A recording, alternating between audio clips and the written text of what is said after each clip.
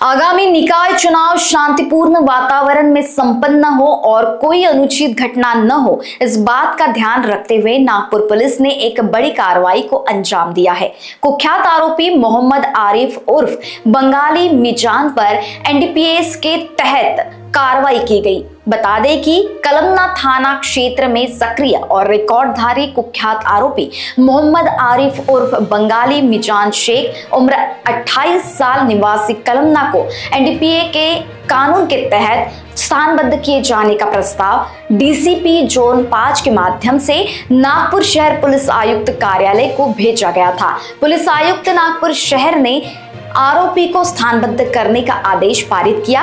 आदेश मिलते ही डीबी पथक ने इस आरोपी को हिरासत में लेकर सभी आवश्यक कानूनी प्रक्रिया पूरी की और उसे मध्यवर्ती कारागृह नागपुर में दाखिल किया गया। लोकवाहिनी ने उसके लिए विशाल बंबडवार, नागपुर।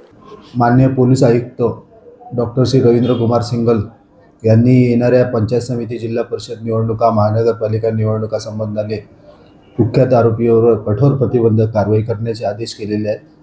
त्यानुसार माननीय zone 5 sir Shri Niketan Kadam sir यांच्या मार्गदर्शनात कुख्यात आरोपी मोहम्मद आरिफ उर्फ बंगाली मिजाज शेख कळमना गावामध्ये राहतो, त्याच्यावर 392 जबरी चोरी, घरफोडी, बॉडी ऑफेन्सेस, 425 अशा प्रकारचे अनेक गंभीर गुन्हे दाखल आहे।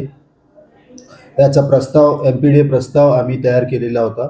माननीय पोलीस आयुक्त डॉक्टर रवींद्र कुमार सिंगल यांनी त्या प्रस्तावाला मान्यता दिली आणि या आरोपीला एमपीडीए प्रस्ताव अंतर्गत 1 वर्षासाठी धुळे जेलमध्ये दाखल करण्यात आलेले आहे। आतापर्यंत आम्ही एमपीडीए अंतर्गत 9 कुख्यात आरोपींवर सफल कारवाई करून त्यांना जेल दाखल केलेले आहे।